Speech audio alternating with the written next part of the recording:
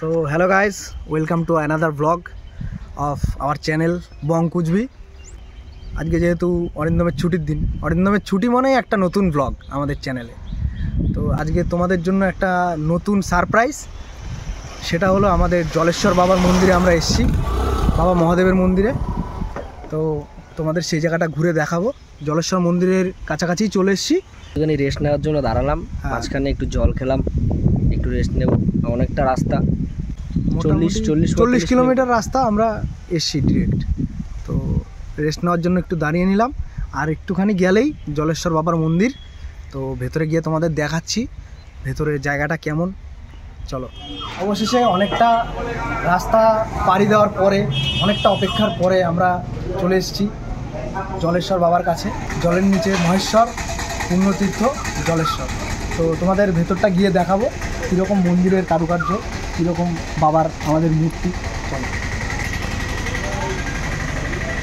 Gate থেকে ঢুকেই বাদিকে সবার প্রথমে চোখে পড়বে আমাদের মহেশ্বরের মন্দির।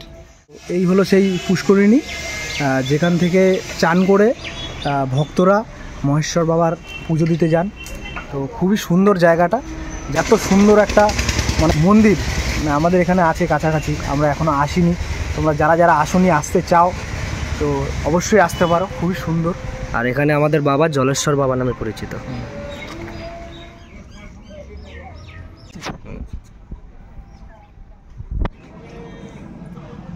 আমাদের নন্দী মহারাজ বিরাজমান বাবার সুরক্ষার্থে, আর ভক্তদের কথা বাবার কান পর্যন্ত পৌঁছে দেওয়ার জন্য।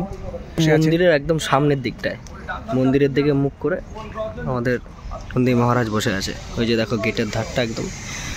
আর যারা আসছো এখানে যদি কোনো পুজো দিতে চাও, এই যে এখানে সব পুজোর সামগ্রী তোমরা পেয়ে যাবে। কয়েক হাজার বছর আগের পুরনো মন্দির, খুব জাগ্রত মন্দির। বহু দূর দূরান্ত থেকে এখানে পর্যটকরা মানে যারা আসে দর্শনার্থী এবং পুজো দেয়। প্রতিদিন সকাল 8:30 থেকে খোলা থাকে, 1:30 পর্যন্তই। এখন প্রায় 1:30 বাজতে গেল, বন্ধ হয়ে যাবে। আবার বিকেল 4:30 থেকে 8টা অবধি পুজো হয়। এখানে কোনো মানে জোর জুলুম নেই, মানে যে যখন আসবে যেভাবে আসবে তার সবাই প্রবেশ করতে পারবে। 50 টাকা জ্বালা, 5 ফল দিয়ে বাতাসা ধূপকাঠি মোমবাতি দিয়ে বিক্রি হয় প্রতিদিন। আচ্ছা, আর ওই 1:30টার পরে কি মানে ভগবান আর কি ঘুমানোর সময়, তাই তো? হ্যাঁ, ওই সময় মন্দির বন্ধ হয়ে যায়। আচ্ছা। আর এখানে মেন জিনিস হচ্ছে জলেশ্বরের নাম জলেশ্বর, কারণ এখানে যে প্রকৃত যে বিগ্রহ জলের মধ্যেই থাকে। আচ্ছা। এই জলটা দেখি এই জলেই থাকে। প্রকৃত চৈত্র মাসের 3য় সোমবারে তোলে, সন্ন্যাসীরা উপবাস থেকে তারা তোলে, উত্তোলন করে পুকুরের পশ্চিম পাড়ে পুজো হয়। পুজো হয়ে সেখান থেকে পুজো পার্বণ হয়ে সেই শিব আবার হালি শহর যায়। সন্ন্যাসীরা বাদ্যযন্ত্র সহকারে নিয়ে গিয়ে সেখানে গিয়ে পুজো টুজো হয়ে তারপরে সেই শিব মহেশ্বর আবার ফিরে আসে। এসে ওই পাশে আর একটা মন্দির আছে, সেখানে পুজো হয়। আচ্ছা, পেছনে আবার একটা মন্দির আছে, তাই তো? ওই সাইডে, ওই প্রতীক্ষা মন্দির ওই সাইডে। আচ্ছা, কাকার নাম কি কাকা? আমার নাম মিলন দাস। আমি প্রতিদিনই এখানে থাকি। আচ্ছা, প্রতিদিনই থাকি, মানে প্রত্যেক দিন আমাদের এখানে পাবেন। আচ্ছা, যারা মন্দিরে আসবে, যারা পুজো দেবে, তারা এই কাকার কাছ থেকে সব কিছু পেয়ে যাবে। সন্দেশ থেকে শুরু করে একদম পুজোর ডালা এরকমভাবে সাজানো থাকে, যার মধ্যে সব কিছু আছে। 50 টাকা ডালা, তাই তো? 50 টাকা তোমরা নিলে আলাদা পয়সা, 25 টাকা সন্দেশের দাম। আচ্ছা, 25 টাকা সন্দেশের দাম। 100 গ্রাম সন্দেশ যদি নেয় তাহলে সেটা আলাদা। আচ্ছা, পুরোনো মন্দির। তোমরা এখানে নীলকণ্ঠ থেকে শুরু করে সব কিছু পাওয়া যায়। সব ফুল, আকন্দ ফুল পেয়ে যাবে, বাতাসা পেয়ে যাবে, ফল, সমস্ত কিছু ফল পেয়ে যাবে। ধন্যবাদ কাকা। যেহেতু বাড়ির থেকে বেরোতে একটু লেট হয়ে গেছিলো, কিছুক্ষণের মধ্যেই মন্দিরটা বন্ধ হয়ে যাবে, যেমন কাকা বললো, তোমরা শুনলে। 1:30টার পরে, 1:30টার পরে বন্ধ হয়ে যাবে। এখন মোটামুটি 1:30 বাজতে 5 মিনিট বাকি। তো আমরা তোমাদের সবাইকে নিয়ে যাব যতটা তাড়াতাড়ি সম্ভব বাবার দর্শন করাই তোমাদের। চলো।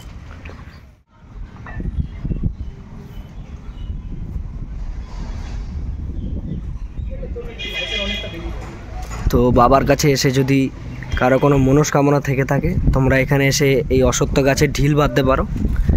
ঢিল বেঁধে তোমরা এখানে তোমাদের মনস্কামনা বাবাকে জানাতে পারো। ওই পাশে আর একটা মন্দির হচ্ছে, পেছনে আর একটা মন্দির আছে, আর এখানে একটা মঞ্চ আছে। যারা মহাদেবের ভক্ত আছো তারা অবশ্যই এই জায়গাটা একবার এসো। মানে এত সুন্দর একটা পরিবেশ, আর বুঝতেই পারছো মহাদেবের হাওয়াটাই যেন অন্যরকম এই জায়গায়। মানে এত ভালো লাগছে আমার এসে। তোমরা সবাই এসো, একবার এসে দর্শন করে যাবো আবার। এখন আছি মন্দিরের পেছন দিকটায়, আর এটা যত সম্ভব বোধহয় জলেশ্বর বাবার ইতিহাসের ছবিটা তুলে ধরার চেষ্টা করা হয়েছে। খুবই সুন্দর জায়গাটা। আর সব জায়গায় তোমরা জানোই যে বেশিরভাগ তীর্থস্থানগুলো খুবই মানে ভিড়ে এতটাই পূর্ণ থাকে, সেই সময় খুব ভালোভাবে দর্শন করা যায় না। তো এমনি সময় যদি তোমরা আসো, এই জায়গাটায় নীল পুজোর সময় খুবই ভিড় হয়, এমনি সময় যদি তোমরা আসো শান্তভাবে বাবার দর্শন করে যেতে পারবে। তো আমি বলবো এমনি সময় এসে মনটাকে শান্ত করে যাবে ওই জায়গার থেকে। আমরা এসছি, আমরা এখন কিছুক্ষণ বসবো। ওদিকটায় ওই পাশটায় যেটা সোজাসুজি দেখছো, ওই পাশটায় পিকনিক স্পট আছে। আর এখানটাই সেই মেলাটা হয়, যে চৈত্র মাসের যে বড় মেলাটা হয় এখানটায়, ওই মেলাটা ওই জায়গাটাতেই হয়। অনেকটা বড় জায়গা। যারা এখানে আসে, যারা ট্যুরিস্টরা আসে, তারা এখানে এসে যত সম্ভব পিকনিক করতে পারে। ওই পাশটা অনেকেই রয়েছে, খাওয়ারের দোকান, আইসক্রিমের দোকান, সব কিছুই আছে ওদিকটায়।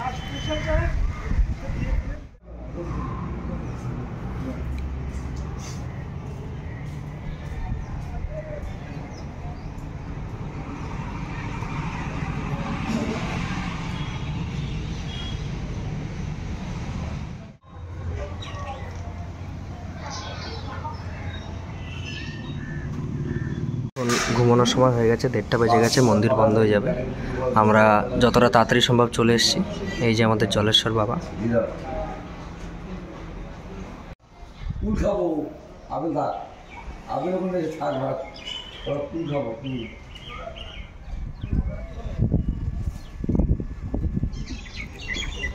তো আমরা এখন এসছি মন্দিরের পেছন দিকটায়, অর্থাৎ পেছন বলা যায়, পাশও বলা যায়।